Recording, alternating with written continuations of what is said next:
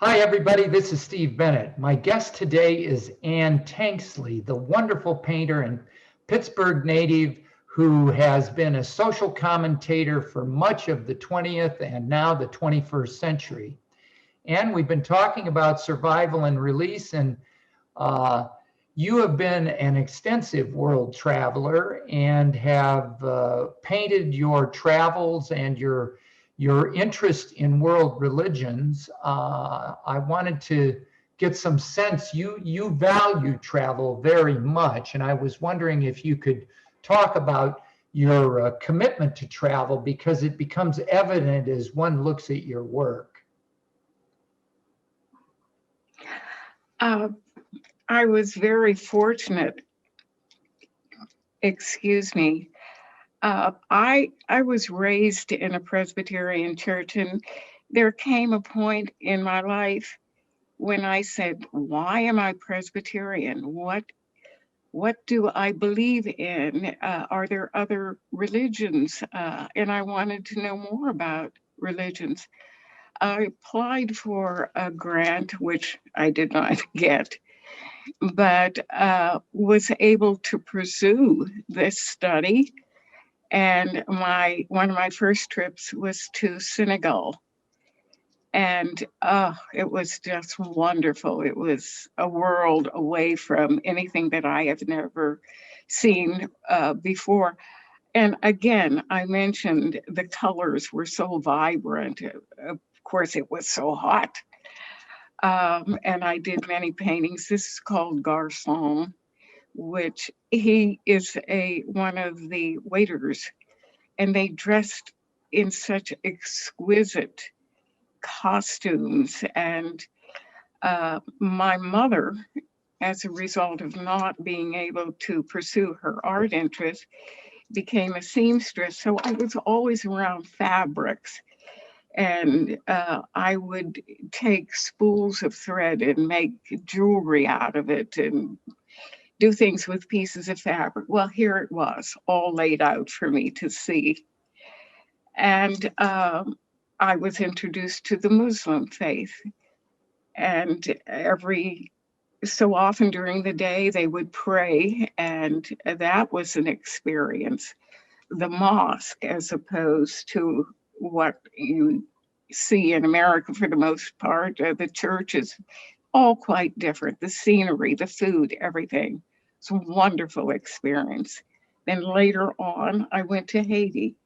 And there again, another religious experience. They practice voodoo. I went to a voodoo ceremony. And the two things that I remember most is it was hot, and the odor was just unbelievable. That night I had a dream, and I painted the dream when I came back after making sketches of this animal sniffing. And I think that was the correlation or the connection between the odor and the whole religious experience. Since then, I have become an avid reader of Zora Neale Hurston, and she speaks of the different religious experiences of voodoo and everything in Haiti. Going to Haiti was another experience for me. Again, did many paintings, and I think I only have two left from Haiti. Um, Decided at one point to take my oldest daughter to Brazil, and there they worship candomblé as well as Christianity. And so this has all been a part of my traveling experience, which I've So loved. I here is missed your it. here is your Brazilian. Here's a depiction of your visit to Brazil. Uh, it is a lovely composition.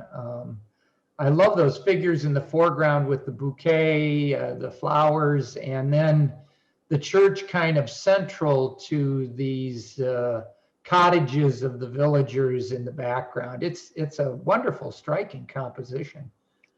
Thank you. And these houses in the back represent the areas where the very poor live, and their existence is more than humbling. So it was a vast experience for me. I miss traveling. I can't wait to be able to get on a plane and go someplace again. Amen, sister. I'm with you. So you spent some time in Qatar. I'm interested in that. What were your observations and how did this painting come to be? Well, I have a very young friend. Her name is Precious Lovell, and she really is precious. She was teaching at the Commonwealth University of Virginia in Qatar. Qatar had a whole complex of universities, Carnegie Mellon, at the Commonwealth University of Virginia, and others, all in this huge complex. And she invited me to come there to teach printmaking and to exhibit, which I did. I was there for maybe a week or two. Um, Unbelievable. There again, the religion was Muslim. Um, the young people were just so exciting and generous and accepting. They would arrive in the morning in limousines with their nannies, dressed in their robes, uh, come in, throw their clothes off, and they would have bare bellies, t-shirts, jeans, everything. Um, Anxious to learn, and when I had my exhibit, anxious to purchase work, if you can believe. But then there was the other side of Qatar, many other sides. There was a side where they had the camel racing, and they used little Indian boys as jockeys, which were Little guys. disposable. So sad. Mhm. And when these children were thrown off the animals, it was just, there was no real big caring or ceremony. This particular scene is called Lawyers Row. They would have a large area where the lawyers would set up these little shops and the people would come, and that's where they would do their business. And that's why it's called Lawyers Row. I see. So in the context of spirituality and religious belief, did your travels inform ultimately your quest for some spiritual or religious certainty? Um, it broadened my outlook, my experience, my education. And I just truly believe justice, religious beliefs, religious respect for everyone, whatever it is. At one time, I had a young woman who was a Muslim who came to work for me, and she would periodically put out her rug and do her prayer Yeah, right here in my home. There's so much that we need to know about other people. There's a wealth of information, and it just has to be disseminated so that more people can accept and love each other for who they are and what they are. indeed true. Ladies and gentlemen, this is Stephen Bennett of the Bennett Collection. My guest today is Ann Tanksley. Ann is a wonderful painter, a native of Pittsburgh, an illustrator, an observer of people. And we've been talking about travel and religion. And in our next segment, we're going to talk about emotions and the expression of emotions. Please tune in. Hello, everybody. This is Stephen Bennett of the Bennett Collection. My guest today is Ann Tanksley.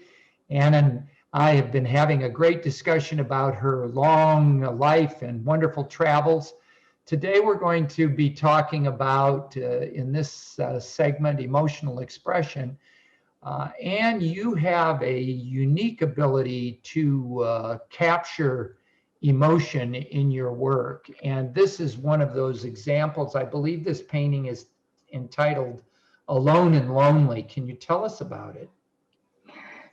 Well, I think this is particularly relevant at this time because of the virus and how we are, or many people, it would appear, are almost incarcerated, and they are alone and lonely. And it's a very, very difficult time. Um, and special attention, not special attention, but attention given to the elderly, who many have passed and they don't have a chance to say goodbye or hug or love their loved ones. This whole thing about not being able to touch and love each people and hug each people and be close to them, it is very saddening. Although this painting of Alone and Lonely was done quite some time, it's an ongoing experience that is happening to us now more than ever. It's a very haunting painting, and the eyes of the sitters are just piercing, just piercing. Was there a particular scene or memory that informed this painting for you? I can't think of it now. I'm sure I would find a sketch in one of my sketch pads with a note, but I can't think of it at this particular time. Well, this one certainly is a striking, painting, and one that's full of pain. Talk to us about this, please. This goes back again to the Zora Neale Hurston series. I have to mention the inception of this whole process or whole series. I had a friend who, his name was Dr. Hugh Butts. He was a psychiatrist, and he invited me to do a book based on Zora Neale Hurston's writings. When he first approached me, I said, "Oh, no, I can't do that." And he said, "Oh, yes, you can." And so he would write psychologically evaluating why she did and how she behaved and everything. And he wanted me to do a visual interpretation. At that time, I just learned how to do mono printing, and I decided that black and white would be the best route to go and the easiest route. So we worked together, almost 8 years, reading all of her books. I would read what he wrote to me, and then I would do an interpretation. And this went on until we had completed everything. Unfortunately, the book was not published, but I went on to have a traveling exhibit called Images of Zora. This particular painting was a way of Zora explaining when her mother died, she felt that a part of her went with her. And so you see the mother and the child there with the mourners around. And at that particular time, and I don't know, I certainly can remember when I was in Pittsburgh, the bodies were not displayed in funeral homes. They were displayed, or they were memorialized in the homes. And it was quite different from today. So that's what Yes, that. I think for many years into the 20th century, funerals were held at home, at the home of the deceased, rather than in an establishment that was called a home, but was actually a commercial enterprise. Mhm. And that's evident here. That's a great painting. Here's another example of your sense about emotional expression. Can you talk about this one? This is called She's Hiding. Initially, it was taken from a book that I read, and I've been trying to remember what the book was. But what interested me most was, as a child, that was something that I did. I remember hiding behind trees, thinking that the person across the street could not see me. And I think this is something that many of us do without realizing it. For They sure. have a gift. They don't know how to explore it. They don't know how. They don't have the help, and so they hide. And that's, to me, is just such a travesty, because we are all born with such gifts and innate abilities. And if it's not given a chance to grow, as you see the flowers around this child, and it's just so sad. And as I say, I'm blessed. I'm 87 years old, and I hope that I'm still growing. For sure. I think this is one of your most powerful paintings, and it's fascinating to me. I love the power of this work. Talk about it, if you would, please. There again, it goes back in a way to the Mothering series. The three characters in this painting are the mother of the son and the wife. And so often it is so difficult for the mother to give up the son. And there's this tug of war between the mother-in-law and the wife. I was very fortunate. I had a wonderful mother-in-law, and it was hard for, in the beginning, giving up her son. But we became very good friends. But this is not always the case in many families. How true, how true. And well, this is certainly a powerful example. Frankly, the mother and the daughter-in-law at odds, and the son caught in the middle is very, very fully depicted here and captured wonderfully. Wonderful work and very powerful. The compositional elements are just striking. And your palette, you tend towards a very vibrant palette, I think, don't you? Well, I use a particular technique that was taught at Carnegie Mellon by Sam Rosenberg. He used a glazing technique, and it takes a long time, well, not a long time, but some time to complete a work, because you're working in layers. You begin with a ground, which is, after the drawing, it's the bottom tonage or color. And then as you move along, you glaze another color, and then you paint over it, and then you glaze again. And this goes on until you're completed. But it takes a while for each layer to dry. So it sets and it will hold while you continue to paint. And your medium in every instance is oil, right? For this particular technique, I do watercolors, and I have many, many watercolors. I've never really enjoyed working in acrylics.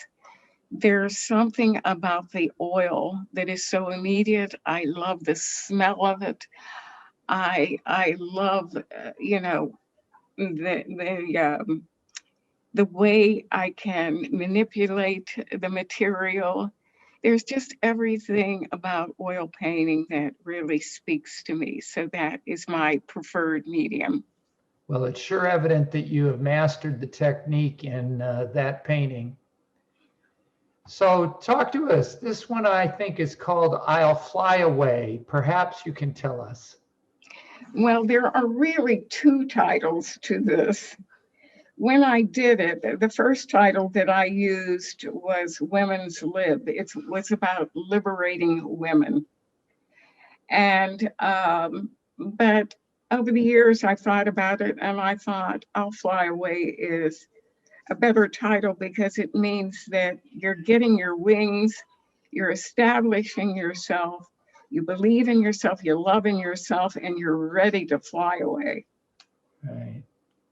Well, that's that's a wonderful painting in its own right, and perhaps it's a good place on which to end.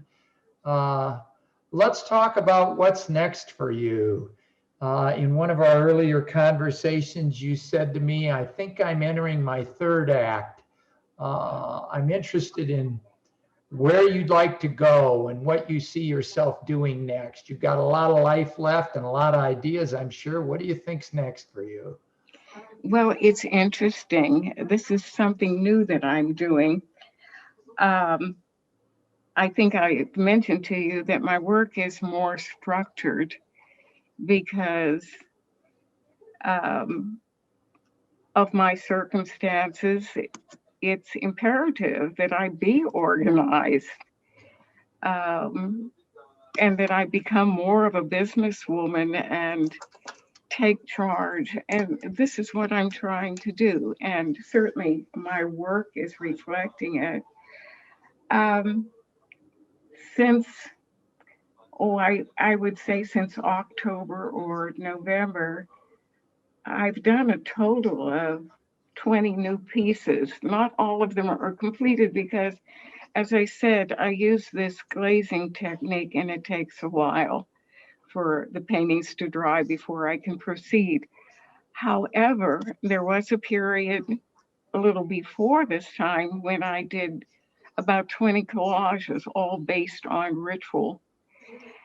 And I'm always working. I make jewelry. I do printmaking. I paint. I garden. In the summertime, my soil is my canvas, and I use the flowers as the hues of the creation. And oh, I just love my gardens. I'll send you a picture Please do. We'd love to see it. because they are just so exciting. But I've noticed this last year, it was just so hard trying to get the plants to go. So much water. So it was just, and I am very concerned about what's going to happen this year, whether I will be able to continue, not only because of the condition of the earth. I am getting older, and I have to. You couldn't prove it by me. Oh, you're so kind. um, I don't want to fall into a flower bed, no one be able to find me. But Do you have advice, Anne, for younger painters? What would you like to tell the next generation that's coming? now that's hard to say because I have such faith in these young people. I just admire them. I admire their energy, their beauty, they're just they have a life ahead, and hopefully they do have a life ahead. There are a couple things that I would say as a painter. There are certain things that I think are just so paramount: honesty, integrity, being truthful about what it is you're trying to say and how you're trying to say it. And the hardest thing is being understood. Sometimes people pick up other messages, but if there is something that you want to say it in the very best way that you possibly can. Take the time, research it, give it a lot of thought, give it prayer, speak to other people. I think that is one of the most important things, being truthful and honest, being humble and giving.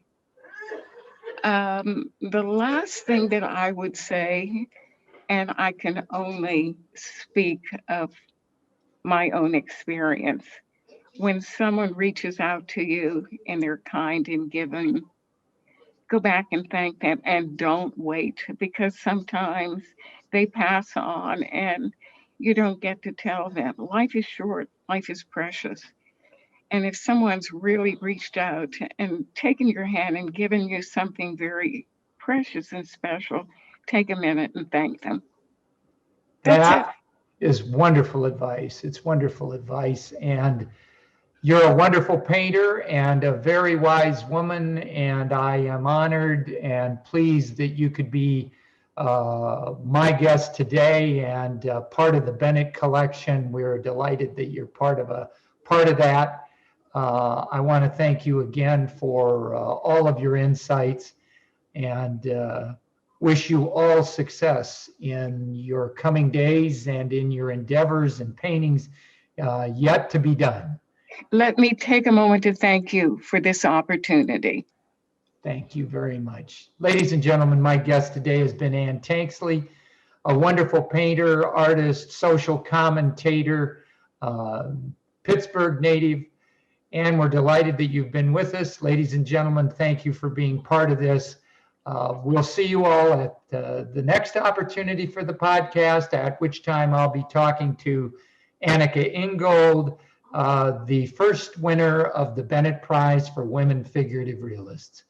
Until then, keep painting. What's on your easel?